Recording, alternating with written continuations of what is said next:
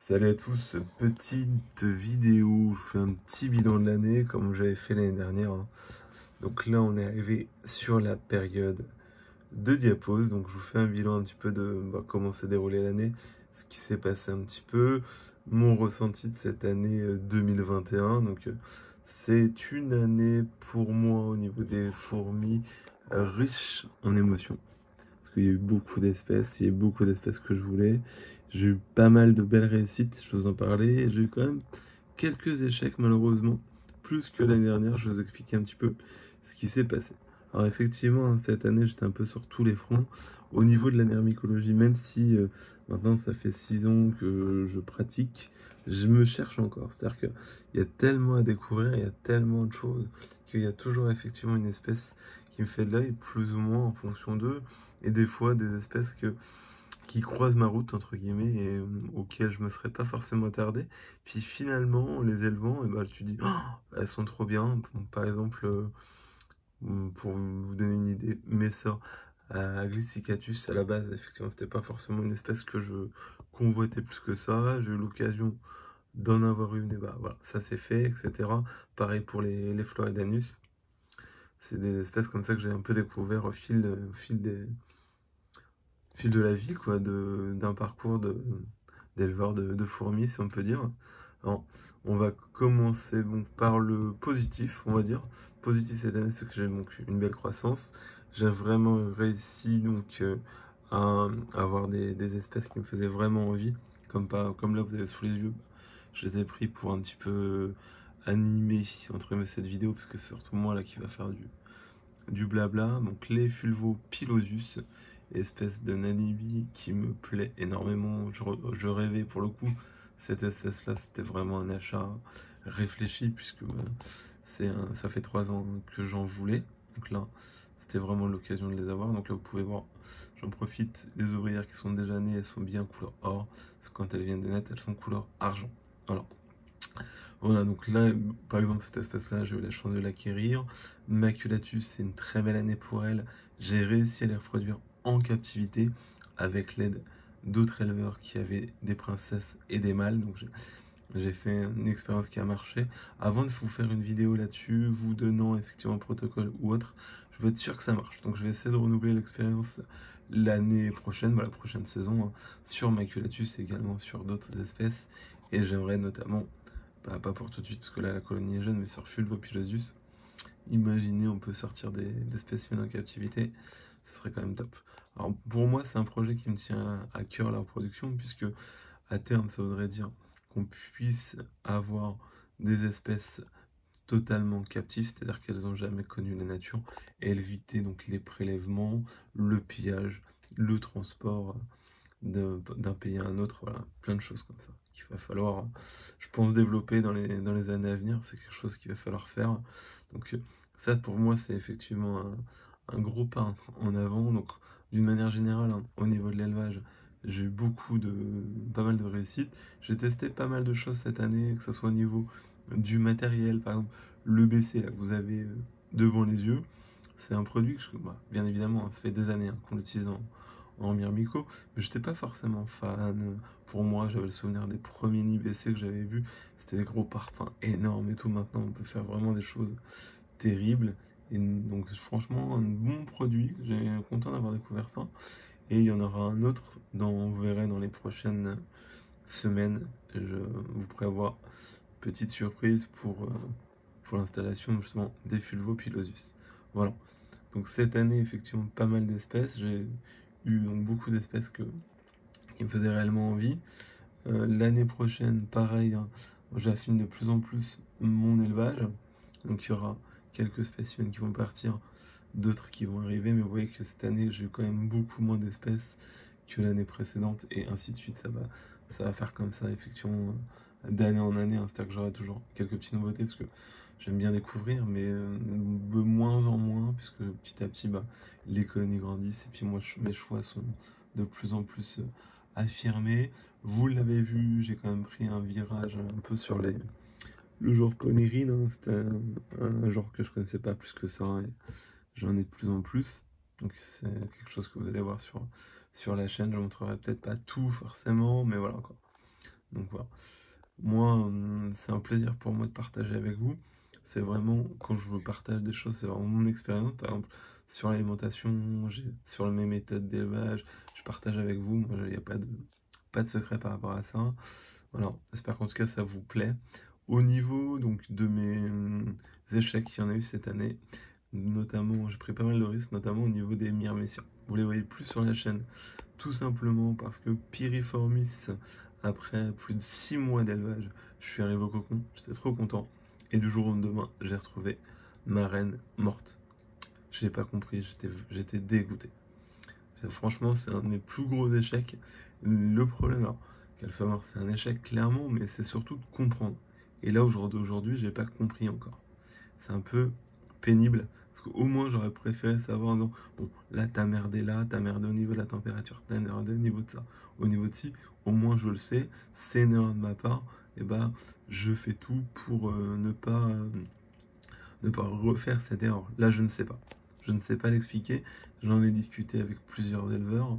Ça a fait ça chez quelques personnes. On ne sait pas l'expliquer. Donc, à mon avis, il y a un paramètre qu'on ne gère pas, mais il faut trouver lequel. Voilà. Pour la Piriformis, pour la Nigrosinta. Alors, j'étais content d'avoir cet espace-là. Le problème de la Nigrosinta, c'est que j'ai commandé tard. C'est-à-dire que SSM, hein, là, en septembre, octobre, moi, je l'ai commandé fin décembre. Je l'ai reçue, il n'y a pas de souci, elle était bien vivante. Elle a pondu, mais le problème, c'est qu'elle n'a jamais dépassé le stade des larves en L1. C'est-à-dire qu'elle pondait des œufs. 15 jours après, les larves éclosaient. Et 3-4 jours après, la gyne les bouffait. C'est pareil, je ne sais pas l'expliquer. Est-ce qu'elle était stérile, c'était des futurs mâles ou autre, parce elle était bien nourrie, hein, insectes, sucrés, et elle se nourrissait, hein. Mais elle m'a fait ça sur 5 cycles. C'est-à-dire qu'elle a pondu, les larves sont nées, hop, 2-3 jours après, elle les a mangées. Elle n'a pas pondu pendant un mois, hop, elle a repondu, les larves sont nées, elle les a mangées. Pareil pendant 5 mois, je dirais, ouais, un bon 5 mois, ça n'a rien donné, puis à la fin, la gyne est morte. Voilà, donc ça, c'était vraiment des échecs, et ce qui m'énerve, c'est de ne pas savoir, effectivement, donc sur les Australiennes, c'est compliqué. Également, c'est pour ça que vous la voyez plus, je joue la transparence avec vous, hein, pour le coup. Polyrachi ou Kiri, que j'étais fan de cette espèce, hein, qui était bleu-verte magnifique. Donc j'étais content, hein, j'avais réussi à la faire fonder, trop bien. J'avais sa première ouvrière, et puis pareil, le jour au lendemain, je l'ai retrouvée raide dans son tube. Alors, est-ce que erreur de maintenance de ma part, mais je pense pas, puisque son ouvrière était née et elle avait repondu des œufs, ou est-ce qu'elle avait un parasite, ou voilà. Mais le problème, c'est que voilà, c'est quand même 3 échecs assez cuisants cette année. Pour le coup, après, à côté de ça, il y a eu plus de réussites que d'échecs, heureusement d'ailleurs. Mais malheureusement, les échecs, ça arrive même quand on a un petit peu d'expérience. C'est quelque chose qui arrive. Donc, Myrmicia, je pense que je retenterai l'aventure. Pas l'année prochaine. Je vais essayer de faire quelque chose de top. Et surtout, essayer de comprendre. Il y a un paramètre qu'on ne maîtrise pas sur les Australiennes, c'est certain. Après, à côté de ça, on a des Australiennes qu'on gère bien, hein, comme les Camponotus. Les Consobrenus, elles ont bien explosé cette année. Globalement, ça a bien explosé.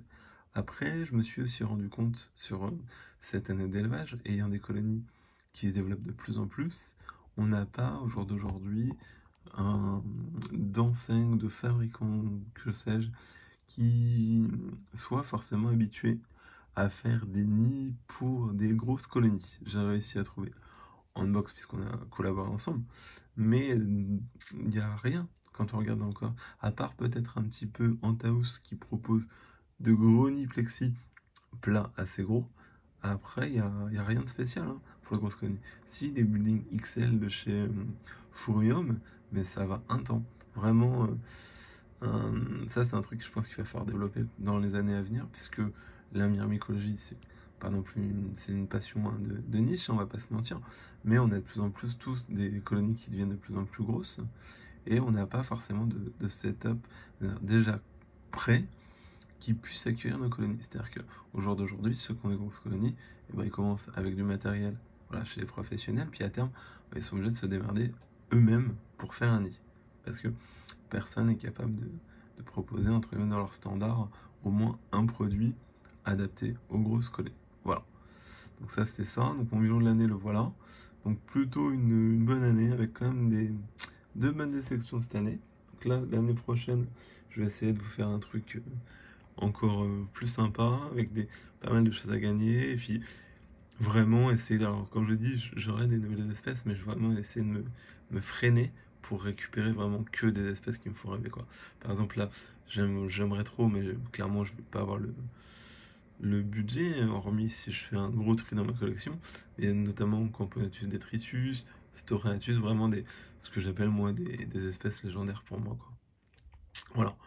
Également, donc je vous montre, puisque j'en profite, petite vidéo.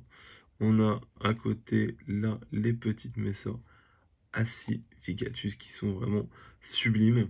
Donc voilà, il y a vraiment des espèces comme ça dans la myrmécologie qu'on peut découvrir comme ça. Et donc, je vais arrêter de parler.